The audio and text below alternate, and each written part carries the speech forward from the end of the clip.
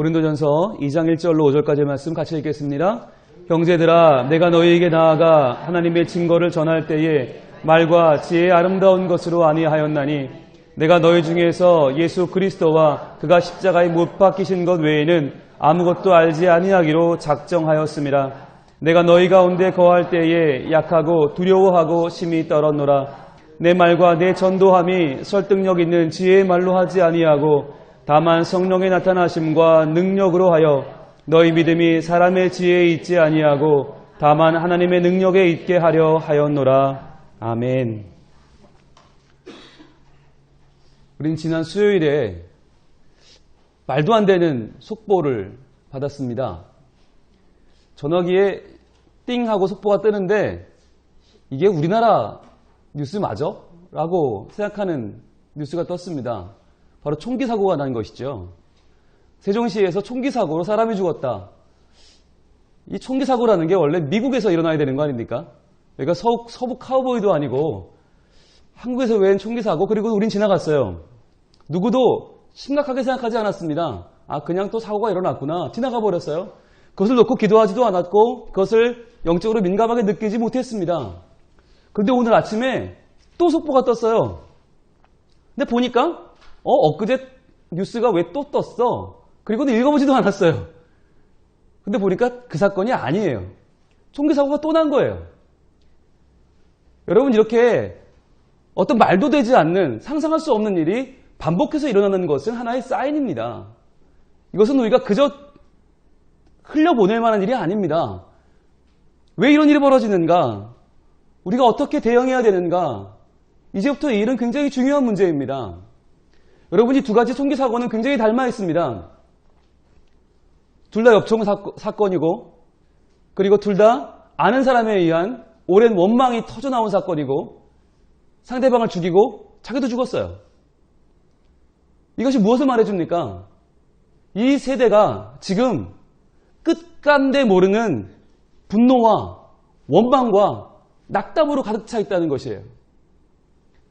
자기의 인간적인 어떤 방법으로 노력해도 해답을 찾지 못하니까 상대방을 죽이고 자기도 죽는 것이죠. 첫 번째 사건이 옛날 동거했던 남자가 찾아와서 옛날에 동거했던 여자를 죽이고, 마음이 편한 그 여자를 죽이고, 그 아버지를 죽이고, 그 오빠를 죽인 사건. 자기도 죽었어요. 4명이 죽었습니다. 이틀 만에 똑같이 동생이 형을 죽이고, 형수를 죽이고, 막으로 온 파출소장을 죽이고, 자기도 죽었어요. 4명이 죽었어요. 너무나 판박이처럼 비슷한 이 두 사건을 보면서 여러분, 이제 이것은 그저 국가의 책임이 아닙니다. 이건 그냥 사회의 책임이 아닙니다. 이것은 다른 누구만의 책임이 아니라 바로 우리들의 문제입니다. 우리들의 모습입니다. 우리의 자화상이 바로 여기에 있습니다. 우리에게는 다만 엽총이 없을 뿐, 우리에게는 다만 그 분노를 당겨줄 어떤 성량을 긋는 그 순간만 없었을 뿐, 우리 안에도 수많은 분노와 참을 수 없는 이기심과 질투심과 낙담과 원망이 쌓여있지는 않습니까? 지금 이 모든 것을 주님 앞에 나와 주님의 은혜를 기도하며 간구하며 기도하지 않는다면 이것은 반드시 우리를 망칠 것입니다. 이것은 반드시 결정적인 순간에 누가 한 명 성량만 그어대면 우리는 그들과 똑같은 길을 걸어갈 수도 있다고 하는 것입니다. 여러분, 이 일이 왜 일어났습니까? 이게 왜 일어났어요? 총이라는 거, 총이 뭡니까? 총이 원래 얼마나 고마운 겁니까? 여러분, 총이 생긴 다음에 우리 인간은 생태계에서 지위가 달라졌습니다. 총이 있기 전까지 우린 정말 무기력했습니다. 우리가 무슨 들이받을 뿔이 있습니까? 날카로운 발톱이 있습니까? 무슨 날개가 있습니까? 바다를 헤엄칩니까? 아무것도 없잖아요. 하다못해 거북이 등딱지도 없어요. 하다못해 고슴도치 같은 바늘도 없어요. 아무것도 없는 인간, 연약한 인간, 무기력한 인간이었는데 이렇게 못 살겠다 해서 있는 지혜를 다 짜서 화약을 만들고 쇠를 단련해서 총열을 만들고 고도의 기술을 집착해서 총알을 만들었어요. 그리고 방아쇠를 만들어서 총을 만들고 나가서 이제 모든 맹수들을 때려잡는 사람이 됐어요. 우리의 지혜는 이제 누구도 두렵지 않아졌어요. 누구도 두렵지 않은데 문제는 우리 서로가 두려운 존재가 되었다는 것이죠. 어느 맹수도 누구도 우리를 건드릴 수 없게 되었는데 문제는 이제는 우리가 서로를 무서워서 건드릴 수 없는 시대가 되어버린 거예요. 인간의 지혜가 결국 인간을 죽이는 도구가 되어버렸다고 하는 것입니다. 우리가 지혜를 발휘하면 할수록 삶이 더 편해지는 것 같은데 실제로는 더 위험해져요. 옛날에 다리를 배로 건널 때는 성수대교 붕괴 사고가 없었어요. 옛날에 물건을 사러 시장 갈 때는 삼풍백화점 붕괴 사고가 없었어요. 옛날에 오두막에 살 때는 와우 아파트가 무너지는 사고가 없었어요. 옛날에 걸어 다닐 때는 교통사고라는 게 없었어요.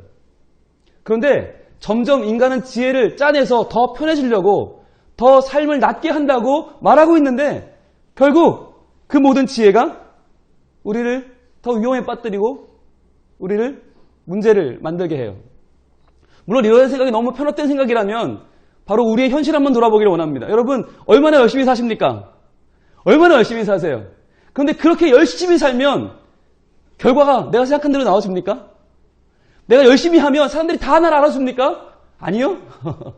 열심히 최선을 다했는데 나는 잠도 못 자고 밥도 안 먹고 이랬는데 과연 그걸 누가 알아줍니까? 내 가족은 알아줍니까? 아니요. 가족도 내 마음을 몰라주니까 가족을 쏴 죽이고 나도 죽는 거 아니에요? 내 피부치 형을 죽이고 그 형수를 죽이고 막으로 파출소장을 쏘는 그 인간의 마음은 무엇입니까? 과연 우리 속에 있는 열심히 살았는데 사람들이 나를 알아주지 않고 최선을 다했는데 지혜를 모았는데 아무런 결과가 나오지 않는 데 대한 허무감, 낙담, 그 분노가 세상을 향해서 방아쇠를 당기게 했다는 것입니다. 여러분 확 좁혀봅시다. 우리의 기도는 어떻습니까? 이 시간 우리는 기도하러 왔습니다. 그런데 여러분 어떻게 기도하십니까? 뭘 기도하십니까? 내가 조금 더 잘 기도하면, 내가 조금 더 지혜롭게 기도하면, 내가 조금 더 내 지혜를 모아서 잘 기도하면 하나님이 더 들어주지 않을까? 내가 그냥 기도하는 게 아니라 좀 몸을 떨거나 손을 들거나 아니면 내가 전에 안 하던 벌떡 일어나서 하나님을 놀래하거나 아니면 뭐가 좀 더 내가 내 있는 모든 힘을 짜내서 기도하면 기도가 잘 되지 않을까? 하나님이 들어주지 않을까? 여러분 이러한 시도는 우리의 이 지혜를 끌어모아서 어떻게든 하나님을 감동시켜보려는 이 시도는 죄송합니다. 신성모독입니다. 왜냐하면 우리의 어떤 노력으로도 하나님을 끌어내려와서 하나님 여기 좀 계세요. 제발 나 좀 도와달란 말이에요. 빨리 날 도와봐요. 라고 할 수 없기 때문이죠. 만약 그런 방법이 있다면 여러분 얼마나 좋겠습니까? 우리 기도학교 다음 주 개강인데요. 세미나를 이렇게 정했다고 생각해 보세요. 응답받는 기도의 비결. 나도 응답받을 수 있다. 기도 응답 어디까지 받아봤니? 5만 번 응답받은 조지 밀러의 기도. 너도 조지 밀러가 될 수 있다. 여러분 이렇게 제목을 정하면 아마 몇 터질걸요? 수서교 교인뿐만 아니라 강남에 다 몰려오고 서울시대 다 몰려와서 꽉꽉 몇 터질 거기 건물 그냥 나갈걸요? 여러분 그런데 그게 뭐예요? 내가 어떻게 기도하면 성령님을 끌어모을 수 있고 내가 어떻게 기도하면 하나님 보좌에서 하나님을 끌어내려서 나를 위해서 일하게 만들 수 있다. 이만한 교만이 어디 있습니까? 이런 몰령치한 이런 비인격적인 하나님이 어디 있습니까? 이게 믿음입니까? 우리가 기도할 때요. 나도 모르게 어떻게 기도하면 하나님이 들어줄까? 이렇게 기도하면 하나님 응답해 주겠지? 이렇게 기도하면 하나님이 더 들어주겠지? 라는 마음에 빠져요. 어떻게 하는지 아세요? 제가 그렇거든요. 제가 여기 올라오기 전까지 무슨 생각을 하고 올라오는지 아세요? 어떻게 설교하면 사람들이 더 기도 잘할까? 뭐라고 하면, 어떻게 기도를 인도하면 사람들이 더 기도 열심히 할까? 내가 앞에서 어떻게 기도하면 사람들이 더 뜨겁게 기도할 수 있지? 더 하나님이 응답하는 기도가 될 수 있지? 저부터 그렇게 생각하거든요. 어떻게 하면 인간의 지혜로 하나님을 감동시키는 걸로 그렇게 포장할 수 있지? 그런데요, 다 착각입니다. 이것은 말도 되지 않습니다. 왜냐하면 오늘 본문이 정확하게 우리에게 말해주고 있기 때문입니다. 오늘 본문에서 하나님은 바울을 통해 이렇게 말씀하십니다. 1절 한번 같이 읽어볼까요? 1절 말씀 시작. 형제들아, 내가 너희에게 나아가 하나님의 증거를 전할 때에 말과 지혜의 아름다운 것으로 아니하였나니. 말과 지혜의 아름다운 것, 되게 좋아 보이는 거, 있어 보이는 거, 유창한 거, 그걸로 일부러 안 했다는 거예요. 왜요? 그렇게 말하면 그 사람이 예수를 믿게 되더라도 그건 그 말 때문에 믿은 거예요. 그건 그 말에 넘어간 거예요. 속은 거예요. 그건 내가 그 사람을 꼬드긴 거예요. 바울은 그 방법을 쓰지 않았단 말이죠. 왜요? 하나님의 능력이 나타나기 위해서. 바울 정도면 여러분 마음껏 지혜를 뽐내도 돼요. 그 당시에 가장 훌륭한 가말리엘 문화의 바리새인 중에 바리새인의 율법에 출중한 바울이 얼마나 사람을 현혹시킬 수 있어요? 얼마나 설득할 수 있어요? 아니, 그거 안 했다는 거예요. 그럼 뭘 붙잡았나요?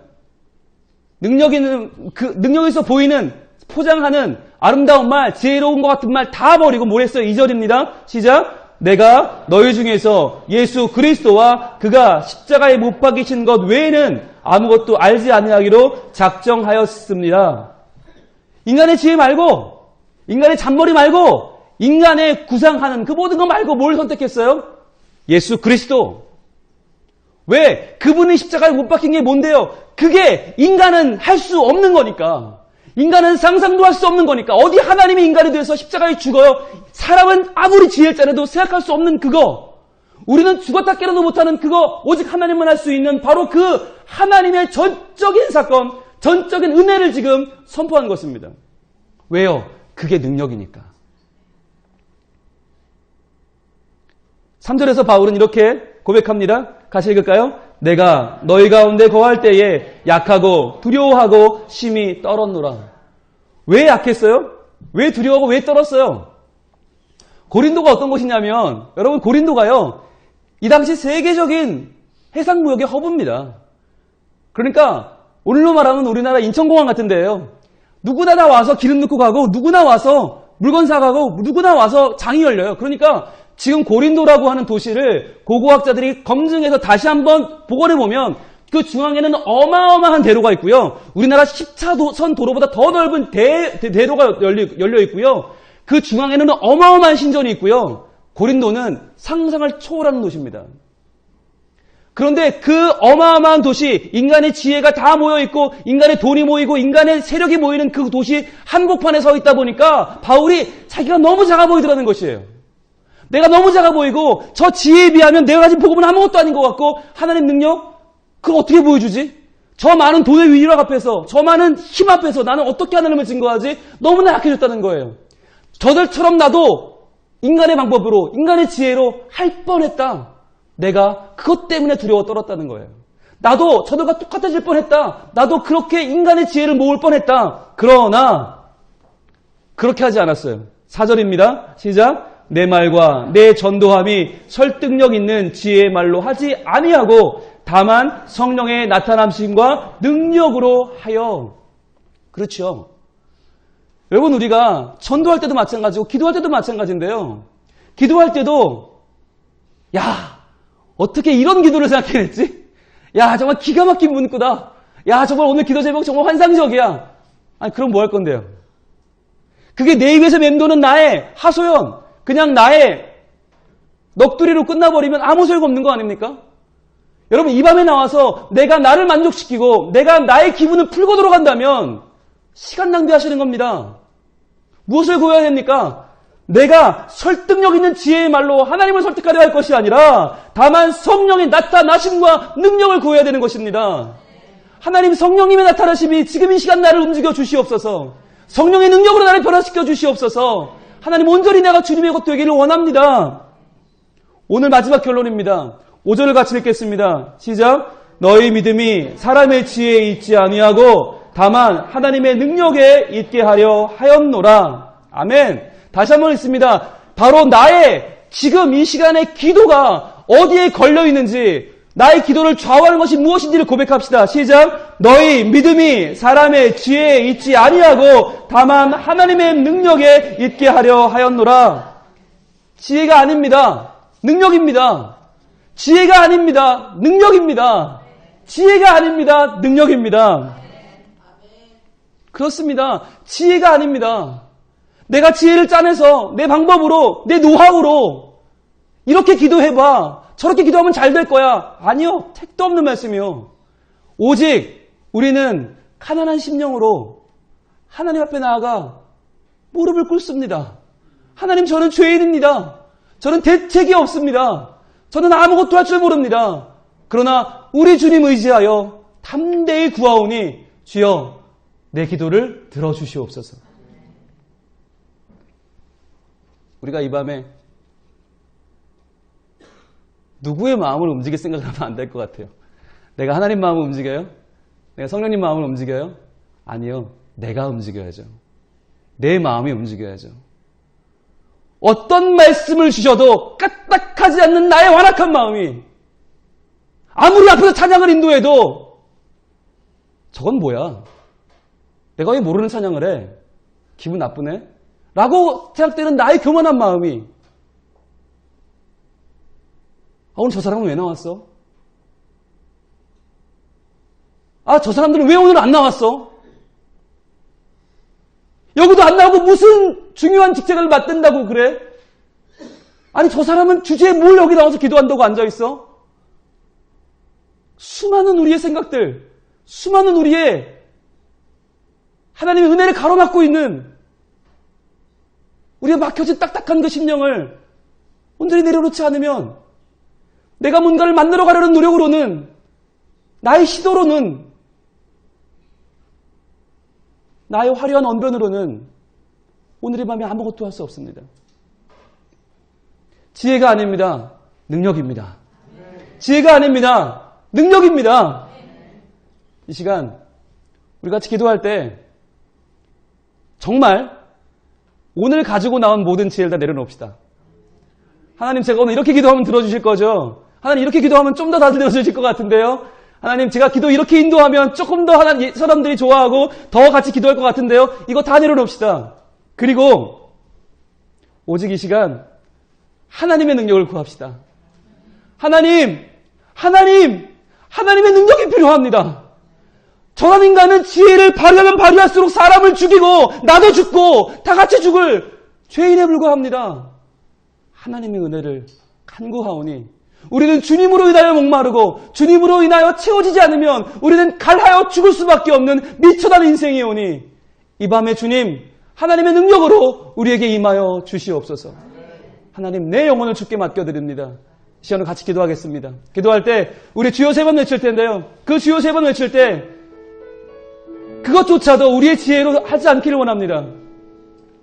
그냥 주님을 부릅시다. 그냥 부릅시다. 주님, 저 안 되는 거 아시잖아요. 제가 이 밤에 밤을 새고 기도해도 아무것도 안 되는 거 아시잖아요. 하나님, 제가 목이 쉰다고 해도 저의 완악한 심정은 하나도 바뀌지 않는데 저는 여전히 약하고 여전히 교만하고 여전히 저는 음란하고 여전히 저는 게으른데 이 밤에 하나님이 아니면 저는 바뀌지 않아요. 하나님 아니면 저는 아무것도 아니에요. 하나님 아니면 이 시간에 저는 그냥 시간 낭비하다 돌아가는 어리석은 인생이에요. 하나님, 제발 도와주세요. 주님 간절히 부릅시다. 3번 부를 때 주의 이름을 정말 손을 내밀어 그분을 내 마음에 모시는 그 심정으로 부릅시다. 주여!